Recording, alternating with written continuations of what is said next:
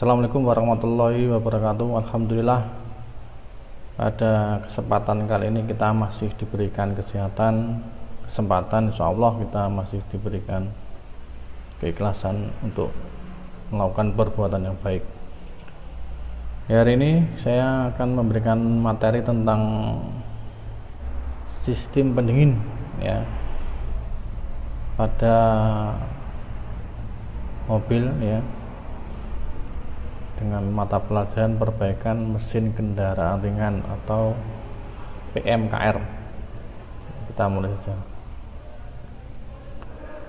Ya, kita nanti di KD 3.14 ini ya, di 3.14 ya, paling bawah.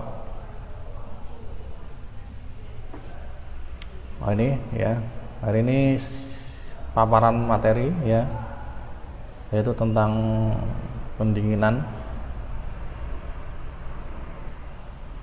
pada mobil ya, dengan mata pelajaran perbaikan mesin kendaraan ringan ya.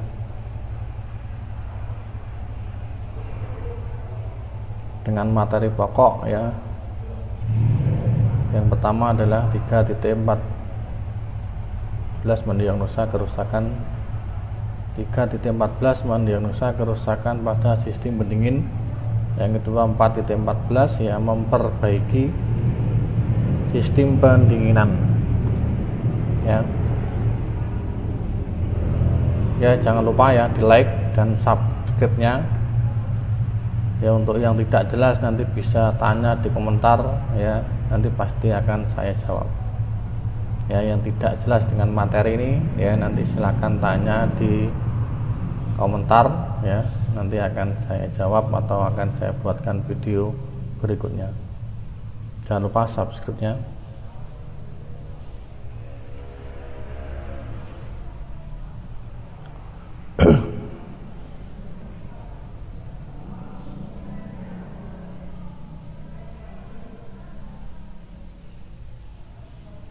Yang berikutnya ya, perbaikan sistem pendinginan ya. Perbaiki yaitu memperbaiki yang rusak, kita perbaiki ya pada mobil.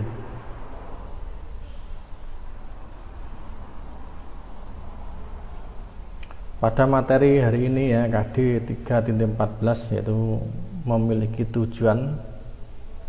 Yang pertama adalah melalui pembelajaran ini ya, siswa nanti diharapkan bisa memahami tentang sistem pendingin atau macam-macam sistem pendingin ya. Secara umum sistem pendingin itu ada dua ya, yang menggunakan udara dan yang menggunakan air ya. Yang pertama adalah siswa diharapkan mampu menelaah sistem pendinginan, mampu memahami dari sistem pendinginan. Jadi sebelum kita memperbaiki, kita harus tahu caranya bagaimana, ini sistemnya pakai apa ya, sistem pendinginannya.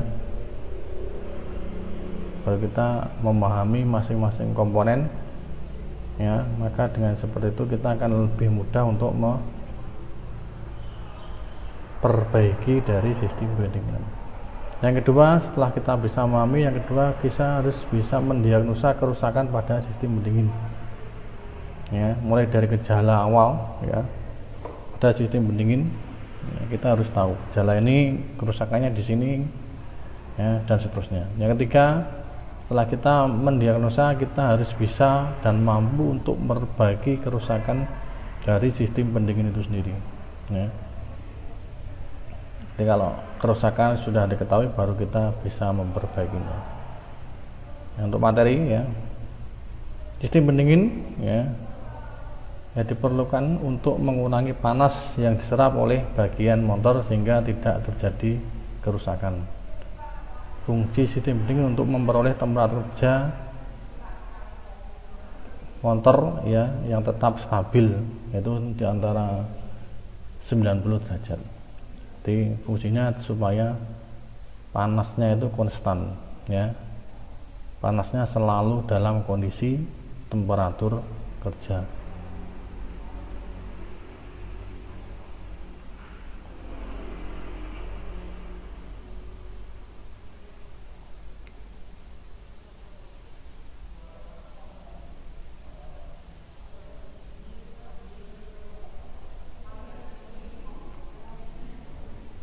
Ya, berikutnya ya, sistem pendinginan air bersirkulasi pompa ya, artinya sistem pendinginan air ya.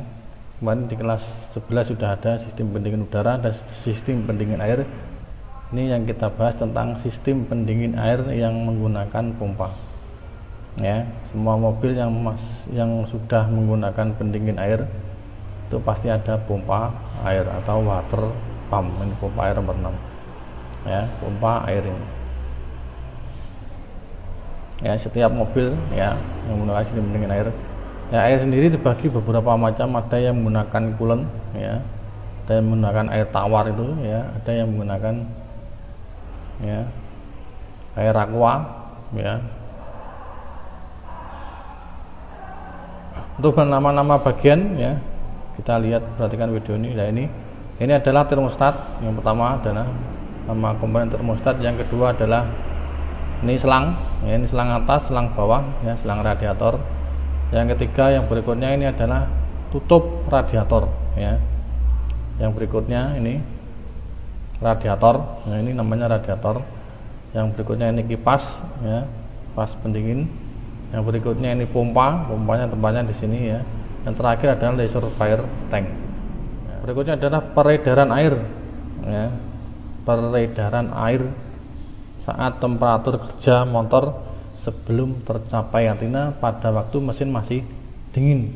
Pada waktu mesin dingin, air ya, yang ada di mesin ini hanya bersirkulasi ya, dari sini masuk ya ke atas, turun lagi atau bypass dipompa ini ya, naik ke atas lagi sini, muncul lagi ke blok ya, dan seterusnya ya. Berarti tidak sampai ke radiator pada waktu mesin masih dingin. Karena apa?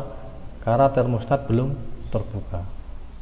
Pada waktu mesin dingin ya, air ya itu bersirkulasi seperti ini ya, dari bawah, dari blok masuk lagi, dari kop masuk. Karena termostatnya belum terbuka, maka air lewat katup bypass ini ya. Di sini pompa lagi, masuk lagi ke mesin blok ya, bersirkulasi lagi ke atas di intercop ya. Karena suhunya belum mencapai 90, maka air ini masih ada di dalam mesin selama katup ini tetap tertutup ya. Tujuannya untuk apa? Supaya dia cepat mencapai suhu kerja pada waktu mesin start awal. Jadi pada waktu pagi hidup kan ya, untuk mencapai suhu kerja, maka ini bersirkulasi seperti ini ya, karena katupnya belum terbuka. Ini terus seperti ini selama katup termostat ini ya belum terbuka. Berikutnya ya, yaitu peredaran air pada temperatur kerja motor sudah tercapai. Ini katup termostat terbuka ya.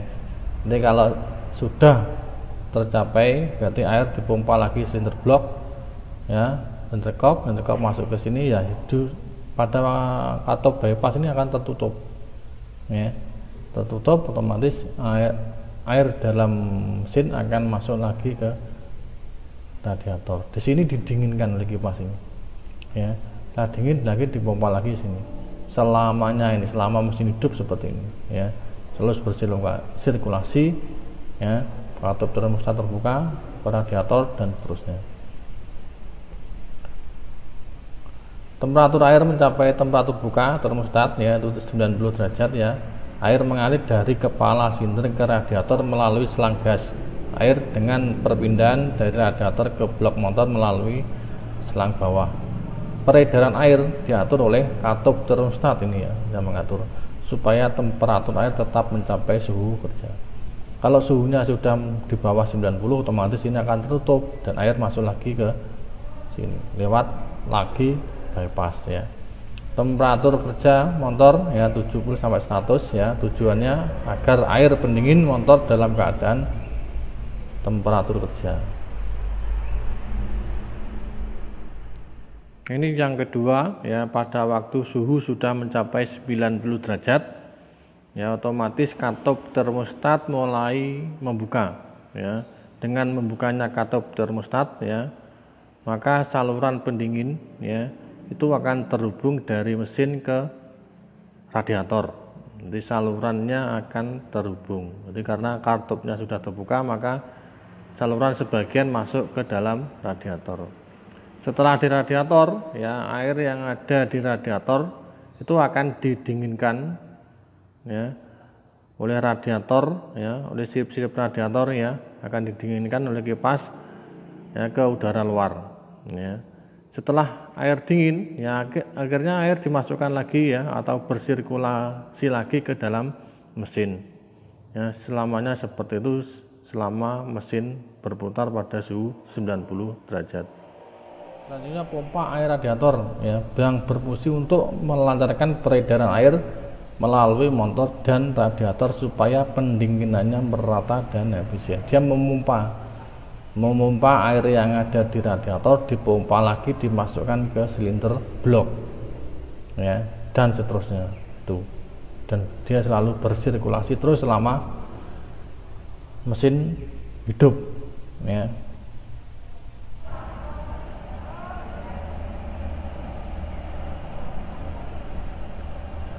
Nih, sil pompa adalah untuk menahan agar air tidak masuk ke dalam mesin ya, atau merambat melalui bantalan dan poros pompa air ya, supaya tidak merambat ke dalam mesin. Bagaimana kalau ini terjadi? Maka yang terjadi adalah kalau sampai airnya merambat ke dalam mesin, otomatis oli yang ada di dalam mesin akan bercampur dengan air, otomatis warnanya akan berubah menjadi putih gitu ya. Otomatis mesin cepat rusak.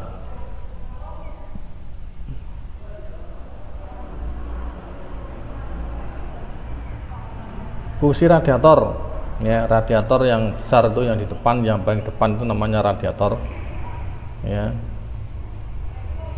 Dia fungsinya untuk menampung air. Fungsi utama dari radiator ya, secara logika dia untuk menampung air yang sudah panas. Nah, air yang sudah panas itu dipindahkan ya, untuk memindahkan air panas pendingin ke udara bebas ya, itu melalui sirip-sirip radiator ya, melalui kipas radiator ya. Supaya cepat maka dia diadakan kipas radiator ya. Air yang masuk ke radiator pada suhu yang tinggi ya, di atas 90 ya, supaya dia cepat maka dia harus ada kipas pendingin ya, dihisap oleh kipas pendingin. Setelah dihisap udara bebas, maka suhunya akan turun lagi, masuk lagi ke mesin. Ini komponennya. Yang pertama adalah ini tabung atas ya, yang kedua selang bawah ya, yang ketiga sambungan selang atas ya. Ini yang keempat adalah sambungan selang bawah ini, yang kelima kisi-kisi ini, yang keenam sirip, yang tujuh tutup, yang delapan keran pembuangan. Termostat di sini ada nih ya. Ya, ini termostat.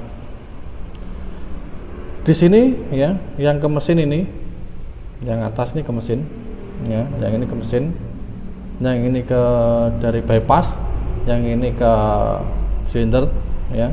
Berarti ada 3, 1, 2, 3. Ada 3 lubang ini kalau kita perhatikan ya. Ada 3 lubang. Yang ada di gambar itu 2 ya. Termostat fungsinya untuk mempercepat temperatur kerja air pendingin pada saat motor masih dingin ya. Mempercepat karena apa? Karena pada waktu motor masih di suhu di bawah 90, dia akan tertutup termostatnya, otomatis dia akan mempercepat suhu mesin karena airnya tidak keluar ke radiator. Setelah mengatur peredaran air ya, pendingin yang menuju ke radiator ya, pada saat motor panas. Pada motor panas, termostat bekerja pada waktu suhunya di bawah 90, dia turun lagi Di atas 90 dia buka lagi, dan seterusnya selama motor atau mesin hidup. Pembukaan termostat berdasarkan pengembangan lilin pengembang, ini yang tengah lilin pengembang ya. Dia mengembang ya, otomatis dia tertekan ini pegasnya, otomatis dia membuka. Kalau tertekan ini membuka ini ya. Nah ini kalau tertekan ini membuka. Nah ini karetnya ini membuka ya, ini pegasnya ini yang tengah ini ya, itu.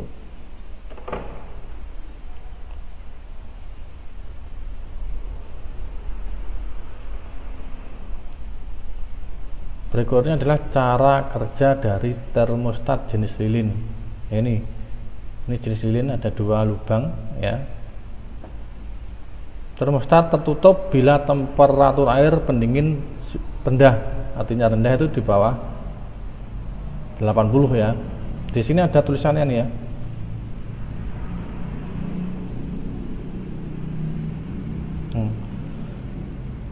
Pada termostat ini kalau kamu perhatikan ya, di sini ada suhunya ya, 80 derajat dia baru membuka ini kalau kita perhatikan ya. Di situ ada angka 80 derajat ya, spesifikasi dari termostat.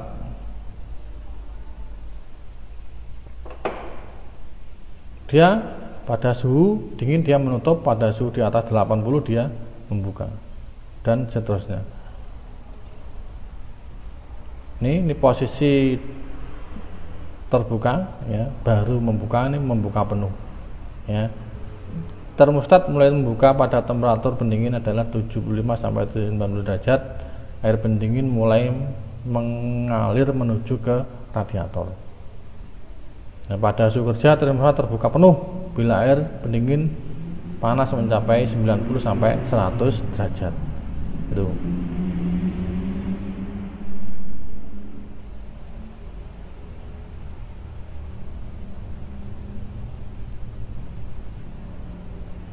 Ini cara kerja termostat ya. Yang pertama adalah pada waktu motor masih dingin. Ini ya, ini termostat yang ini ya, ada 3 yang ini ya, yang kita bawa ini ya. Ini ya, persis nih ya. Pada mesin dingin ya, termostat tertutup ya, katup bypass terbuka. Ini katup bypass ini ya. Ini yang bawah. Yang ini ya, yang ini. Mana kameranya? Nah, yang ini ya. Ini yang ke bypass ya. Melalui saluran bypass kembali ke blok silinder. Ini yang kedua. Yang kedua ya, termostat pada temperatur kerja tercapai, artinya baru membuka. Termostat mulai terbuka ya, sebagian air mengalir menuju radiator ya, dan mengalir melalui bypass ini ya. Ini sebagian masuk, ini tertekan. Nah ini ya, bagian masuk sini masih lewat bypass, bagian ke sini lewat sini ya, sini masuk sini. Nah pada suhu kerja penuh termostat terbuka penuh ya, katup pengatur bypass menutup saluran bypass ini menutup ya, ini menutup bypass ya, katup ini lilinnya biar bekerja ya, otomatis katupnya akan terbuka penuh. Nah, ini masuk ke mesin, berarti ini masuk ke mesin yang ini ya. Nah ini masuk ke mesin ya, ini dari mesin, ini masuk ke radiator ya, sehingga semua air mengalir menuju ke radiator pada waktu mesin panas ya. Berarti pada waktu mesin sudah suhu penuh ya, termostat terbuka penuh ya, katup bypass tertutup, saluran bypass ya, saluran bypass sehingga semua air mengalir menuju ke radiator. Berarti bypassnya tertutup. Gangguan yang ditimbulkan pada termostat ya, pada motor tidak mencapai temperatur ini ya, alasannya apa? Yang pertama, termostat tanpa termostat ya, atau termostat macet pada posisi terbuka, suhunya terlalu dingin ini ya. Jadi kalau mobil tidak ada termostatnya, otomatis dia untuk mencapai suhu 90 ke atas itu sulit, ya, karena air selalu mengalir pada waktu mesin mulai hidup sampai dia akan dimatikan. Jadi selama mesin bergerak berputar, termostat itu selalu bersirkulasi, ya, dari mesin dipompa, ya, masuk ke radiator, dipompa lagi masuk ke mesin, ya, naik ke atas, masuk lagi ke radiator. Jadi karena termostatnya tidak ada. Yang kedua ini, ya, kausan pada sinder, otomatis ada kausan, maka temperatur air pendingin juga terlalu rendah, ya. Yang ketiga, kausan pada dinding sinder, ya, cepat bahan bakarnya boros. Kelebihan panas, ya, alasannya itu termostat tidak membuka, ini tidak bekerja. Artinya termostat selalu tertutup pada semua kondisi. Ya, termostat tidak membuka, termostat membuka terlambat, ya, atau pemasangan terbalik. Ya, pemasangan terbalik bisa nih, ya. Akibatnya air pendingin mendidih dan keluar, ya. Kepala sinder retak, ya, melengkung, piston macet atau disebut dengan ceket, ya.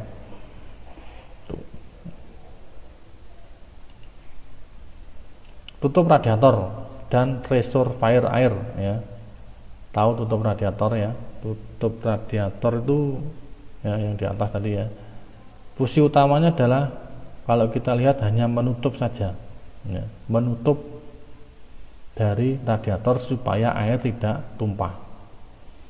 Yang kedua, mengatur, menaikkan tekanan dalam sistem pendingin. Kenapa? Karena pada radiator itu ada dua pegas, ada dua katup, ya, katup tekan dan katup vakum. Nanti ada penjelasan. Alasannya untuk menaikkan tekanan pada sistem pendingin, ya, temperatur didih air tergantung pada tekanan semakin naik. Temperatur didih, ya, semakin tinggi dan semakin panas, ya, sistem pendinginan lebih aman, ya. Contohnya dengan kelebihan tekanan, ya, temperatur didih naik sehingga sebesar 250. Berarti kalau ada tekanan yang naik, otomatis katup tekan terbuka, air dari radiator keluar menuju reservoir.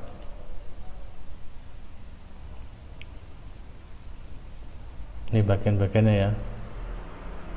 Rangka begas dilepas, katup begas, katup hisap nih.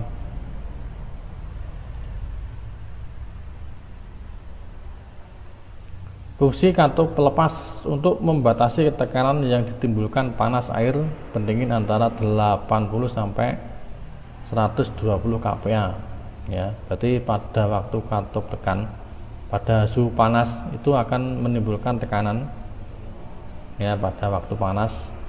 Kalau kita memasak air aja, kalau panas mendidih maka dia akan timbul uap, timbul tekanan, ya, ke atas. Nah, katup ini juga akan timbul tekanan naik ke atas. Nah, ini terbuka, ya, masuk ke reservoir, ya. Jadi tekanan yang ada di dalam radiator akan naik, volumenya akan melimpah airnya, ya, supaya tidak tumpah kemana-mana. Nah, katup ini akan terbuka, ya, air ditekan keluar menuju ke reservoir.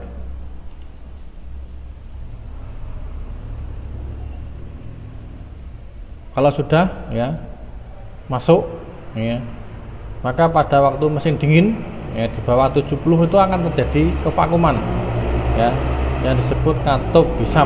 Fungsi katup hisap untuk menyeimbangkan tekanan pada saat motor menjadi dingin sehingga tidak terjadi vakum dalam sistem. Jadi pada waktu dingin, ya, katup ini membuka, yang dari reservoir nanti dihisap secara otomatis, masuk lagi ke dalam radiator, dan seterusnya seperti itu. Pada waktu panas ini katupnya membuka, ya, air keluar menuju reservoir. Pada waktu dingin, air yang ada di reservoir di vakum, dihisap lagi masuk ke dalam radiator. Seterusnya seperti itu. kerja tutup radiator ya. Pada saat katup tekan mulai naik yaitu 0,9 kg per cm persegi ya. Hal tersebut akan menyebabkan katup tekan ya pada tutup radiator itu akan membuka ya. Dengan membukanya katup tekan maka air radiator akan masuk ke dalam reservoir tank ya, karena volumenya bertambah. Ya, tutup radiator itu akan menutup lagi jika tekanan air di dalam radiator kurang dari 0,9 kg per cm persegi.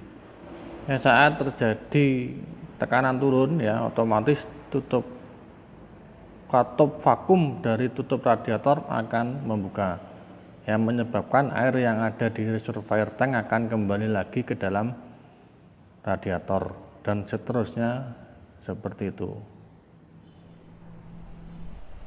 Sistem ventilator ya, dari sistem ventilasi udara ya, dia menggunakan kipas ya, penggerak kipas ya, dengan penggerak kipas rigid. Kipas digerakkan oleh sabuk penggerak ini. Kalau sabuk penggerak ini tergantung dari mesin ya, kalau mesinnya pelan otomatis kipasnya juga pelan, kalau mesinnya berputar cepat maka kipas juga akan berputar cepat.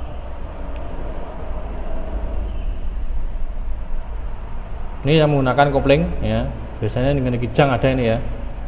Kopling fluida dipasang di antara penggerak dan kipas, di tengah itu ada koplingnya. Kipas dirancang supaya putaran mesin lambat, terjadi ventilasi yang baik ya. Berarti pada waktu putar lambat dia berputar dengan baik ya. Ada yang 6 siripnya, kipasnya ada 6 gini siripnya, ada yang 5, ada yang 4 ya. Makin banyak makin bagus ya. Kopling fluida dengan atur bilateral ya. Pada kopling fluida jenis ini aliran udara ya oleh katup yang bekerja berdasarkan temperatur angin yang bekerja pada radiator ya. Pada temperatur rendah putaran kipas ya menggantikan sirip. Pada temperatur tinggi kipas bekerja hampir sama dengan rigid.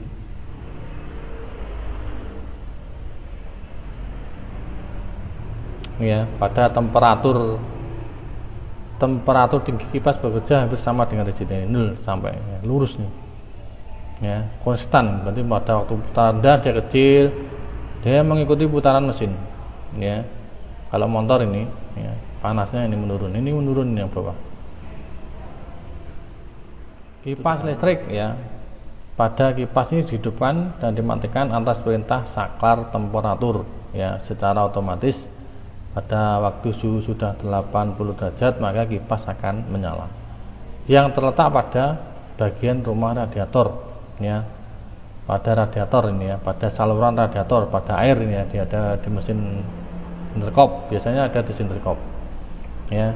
Itu terendam oleh air, otomatis dia pada waktu airnya mencapai suhu ya 70 maka kipas radiator secara otomatis akan menyala. Ya, dia akan mati lagi kalau suhunya sudah di bawah 70. Keuntungannya apa? Kipas ini hanya bekerja pada saat dibutuhkan ya, ini lebih awet, lebih efisien. Ya, ada yang langsung pada waktu mesin on kipasnya dinyalakan. Berarti itu otomatisnya tidak ada. Berarti pada waktu mobil kamu nyalakan kontak kunci on, nah kipasnya sudah nyala. Mesin belum nyala tapi kipas sudah nyala. Berarti apa? Itu otomatisnya sudah tidak bekerja. Saklar otomatis yang ada di silinder blok itu sudah tidak bekerja.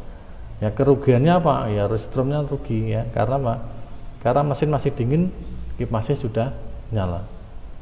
Ya, pada waktu mesin hidup nyala ya, itu. Itu sangat merugikan ya. Berarti yang benar adalah pada waktu mesin awal dinyalakan, dia kipas tidak akan nyala sebelum suhu yang ada di mesin mencapai 70 ke atas. 70 derajat ke atas baru kipas bekerja. Ya, kalau sudah dingin, didinginkan sudah mencapai di bawah suhu kerja maka kipas berhenti lagi. Sampai suhu kerja kipas nyala lagi dan seterusnya seperti itu. Itu yang benar.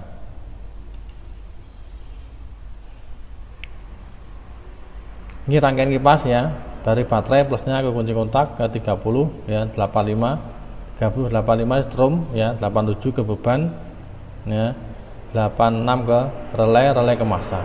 Saklar ya, saklar otomatis ini, saklar yang ada di dalam silinder kop ya, itu yang masuk pada silinder kop. Pada waktu panas ini dihubungkan, nah ini menyala, ini ada kemagnetan 30 dan 87 otomatis akan terhubung ya, otomatis ini akan kipas nyala itu ya. Jadi ini si saklar on, karena mesin belum mencapai suhu kerja maka dia tidak bekerja.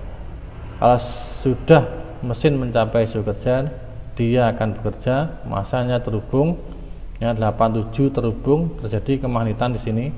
Ini sebenarnya hubung ke sini ya, terjadi kemagnetan menarik platina ya, platina menghubungkan 30 dan 87 ke beban ke massa, maka kipas otomatis akan berputar.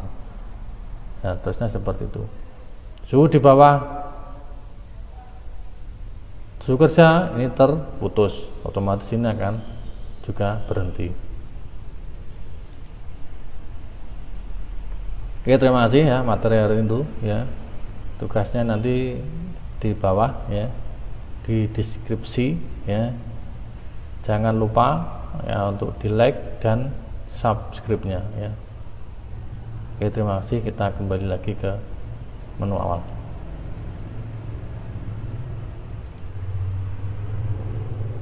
Assalamualaikum warahmatullahi wabarakatuh.